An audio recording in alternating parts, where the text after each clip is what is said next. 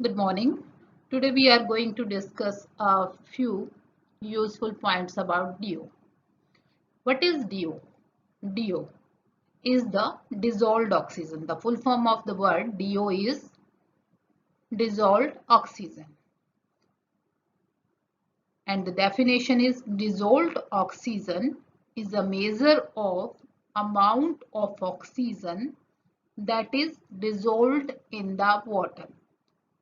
Or you can also define it as the amount of oxygen which is available to living aquatic organisms. Dissolved oxygen वो amount है oxygen की जो present होती है पानी के अंदर, और पानी के अंदर क्या होते हैं? Living aquatic organisms. तो हम इसको इस तरह से भी डिफाइन कर सकते हैं, वो अमाउंट ऑफ ऑक्सीजन जो लिविंग एक्वेटिक ऑर्गेनिज्म यूज करते हैं, जो पानी में प्रेजेंट होती है अपने सर्वाइवल के लिए, उस ऑक्सीजन को हम क्या कहते हैं? डिसोल्व्ड ऑक्सीजन. अब उसके बाद आता है कि डिसोल्व्ड ऑक्सीजन कहाँ पर ज्यादा होती है, कहाँ पर कम होती है, उसको क्या क्या अफेक्ट करता है, टेम्परेचर कैसे उसको अफेक्ट करता है. तो इसके बारे में अब हम डिस्कस करेंगे. Rapidly moving water contains a lot of oxygen, example river, mountain stream, whereas stagnant, that is standing water, contains less amount of dissolved oxygen. कहने का मतलब है कि जो भी चलता हुआ पानी होता है, रैपिडली मूविंग, तेजी से जो पानी चल रहा है, उसके अंदर जो ऑक्सीजन की कंसंट्रेशन क्या होगी? ज्यादा होगी. You can take the example of a river. River के अंदर क्या होता है? हमेशा पानी क्या होता है? रैपिडली मूव करता है. माउंटेन स्ट्रीम, पहाड़ से जो झरना गिरता है, झरने में पानी गिरता है, उसकी भी क्या होती है? मोशन पानी की. रैपिडली मूविंग वाटर कहते हैं हम, एकदम से गिरता है तेज गति से. तो उसमें भी क्या होगी? लॉट ऑफ ऑक्सीजन होगी, ज्यादा होगी उसकी ऑक्सीजन की कंसंट्रेशन. जबकि स्टैग्नेंट, स्टैग्नेंट का मतलब यहाँ पर आता है खड़ा हुआ पानी, जो तालाब में आप देख सकते हैं या किसी पॉन्ड के अंदर देख सकते हैं. जहां भी पानी खड़ा होगा तो वहां पर क्या होगी? डिसोल्व्ड ऑक्सीजन की मात्रा कम होगी. अब क्वेश्चन, कई बार इस तरह का क्वेश्चन भी आ सकता है कि how does temperature affects DO. Temperature का डिसोल्व्ड ऑक्सीजन पे क्या प्रभाव है? क्या होगा यदि टेम्परेचर ज्यादा होगा? क्या होगा यदि टेम्परेचर कम होगा? तो टेम्परेचर जो है डिसोल्व्ड ऑक्सीजन के हमेशा क्या होता है? Inversely proportional. और you can say dissolved oxygen is inversely proportional to the temperature.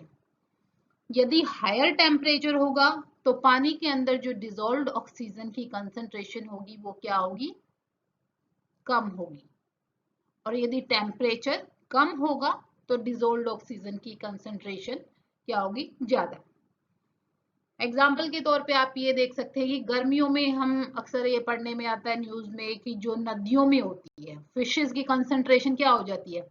कम हो जाती है, क्योंकि हायर टेम्परेचर की वजह से क्या हो जाता है? डिसोल्व्ड ऑक्सीजन की कंसंट्रेशन कम हो जाती है. और वो किसके लिए चाहिए? एक्वेटिक ऑर्गेनिज्म को डिसोल्व्ड ऑक्सीजन चाहिए सर्वाइवल के लिए. तो उनकी क्या हो जाती है? डेथ हो जाती है. तो इसलिए गर्मियों में क्या होती है? फिशेस की कंसंट्रेशन, फिशेस की जो मात्रा होती है वो कम पाई जाती है लेक्स के अंदर. ठीक है. इसी तरह से लोअर टेम्परेचर पे डिसोल्व्ड ऑक्सीजन क्या होती है? नीचे जो होगा पानी वो थोड़ा ठंडा होगा लेक की, तो वहां पर थोड़ी कंसंट्रेशन सरफेस की बजाय ज्यादा होगी. तो इस तरह से टेम्परेचर जो है अफेक्ट करता है डिसोल्व्ड ऑक्सीजन, किसी भी वाटर बॉडी की डिसोल्व्ड ऑक्सीजन को. अब नेक्स्ट क्वेश्चन आता है हमारे माइंड में, यदि डिसोल्व्ड ऑक्सीजन वाटर बॉडी में कहां से आती है? From where does dissolved oxygen comes into the water body? तो इसके दो मेन सोर्स हैं. एक तो जो एटमॉस्फेयर में है वहां से आती है. दूसरा क्या होता है? Ground water discharge, significant major amount of dissolved oxygen वहां से आती है. ग्राउंड वाटर डिस्चार्ज होता है, और इसको आप वाटर साइकिल की हेल्प से भी समझ सकते हैं. जितना भी पानी के अंदर डिजोल्ड ऑक्सीजन है, एटमॉस्फेयर के कांटेक्ट में आता है पानी, जो मूविंग वाटर है, हवा से डिजोल्ड ऑक्सीजन हमारे एटमॉस्फेयर से पानी में एंटर करती है। So the significant amount of dissolved oxygen into the water body come from the groundwater discharge, which is shown in this figure. Hope it will be clear. Then after that comes how do we measure DO? Dissolved oxygen को हम कैसे measure करते हैं? Normally we measure dissolved oxygen using the Winkler method. Winkler method is the titrimetric method. Why it is called titrimetric method? क्योंकि हम इसके अंदर titration करते हैं। हम क्या करते हैं? सैंपल लेते हैं एक 250 to 300 ml glass flask bottle में, और उसके बाद हम जो सैंपल लिया हमने जिसके डीओ टेस्ट करनी है उसके अंदर हम 2 ml MnSO4 ऐड करते हैं.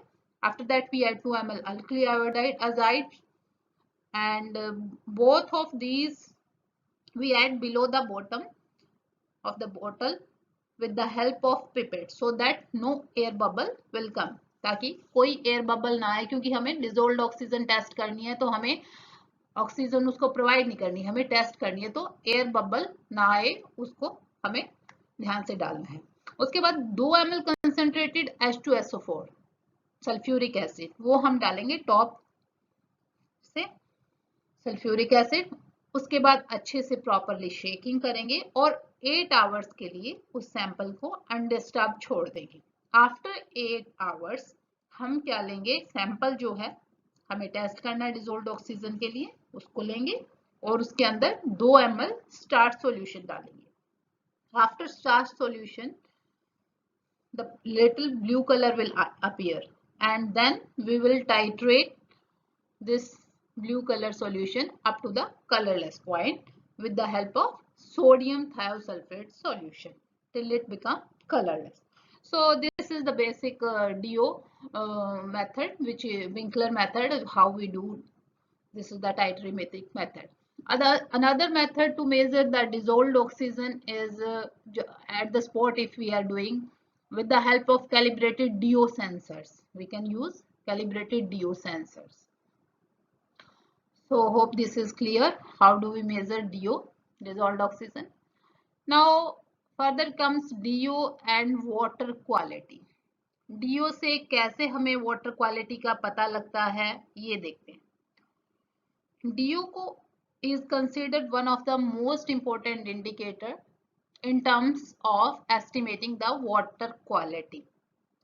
The amount of dissolved oxygen in a water body such as stream, lake can tell us a lot about its water quality of that particular water body. And it is essential for the survival of fish and other aquatic organisms. किसी भी water body की यदि dissolved oxygen concentration अच्छी है, high है dissolved oxygen उसके अंदर, that means it is having the water quality good. And if the dissolved oxygen जो परमिसिबल लिमिट एक सेट की गई है उससे कम है, then the survival of fish and other aquatic organism will not take place in that particular water body. यदि dissolved oxygen की concentration कम है जितनी होनी चाहिए उससे, तो क्या होगी, water quality bad होगी और जितने भी aquatic organisms हैं वो क्या हो जाएंगे, die हो जाएंगे. Now comes the measurement unit of dissolved oxygen. Dissolved oxygen को हम किस में मेजर करते हैं? Normally DO is measured as milligram per litre और as a percent dissolved oxygen. As we discussed earlier also, one of the main point, dissolved oxygen is inversely proportional to temperature. Water at lower temperature should have higher dissolved oxygen and higher percent DO, and water at higher temperature should have lower milligram per liter of dissolved oxygen and lower percent dissolved oxygen. Warmer and polluted water, जितने भी warm और polluted water हैं उनके अंदर क्या होती है, lower dissolved oxygen होती है मिलीग्राम पर लीटर के अंदर या परसेंट डिजोल्व्ड ऑक्सीजन। दो तरीके से हम उसको मेजर करते हैं, या मिलीग्राम पर लीटर में या percent dissolved oxygen. What should be the concentration of dissolved oxygen for a good quality और हेल्दी वाटर। कई बार इस तरह के क्वेश्चन पूछ लिया जाता है तो कई कॉम्पिटिटिव एग्जाम्स के अंदर। Healthy water should generally have dissolved oxygen concentration above 6.5 to 8 milligram per liter and between 80 to 120%. So hope the concept of dissolved oxygen is clear. Thank you. Here is the formula how to calculate dissolved oxygen of any water sample. Dissolved oxygen, that is calculated in ppm, milligram per liter, is equal to 8 into volume of thiosulfate solution used into normality of thiosulfate used into 1000 divided by volume of sample taken, where 8 is equivalent weight of oxygen. Dissolved oxygen, it is greater than 4.4, is good for microorganisms to survive in water bodies. Sometimes a question comes in competitive exams. Out of BOD and DO, which is a rapid method test, so we can easily find out DO is a dissolved oxygen is a rapid method test.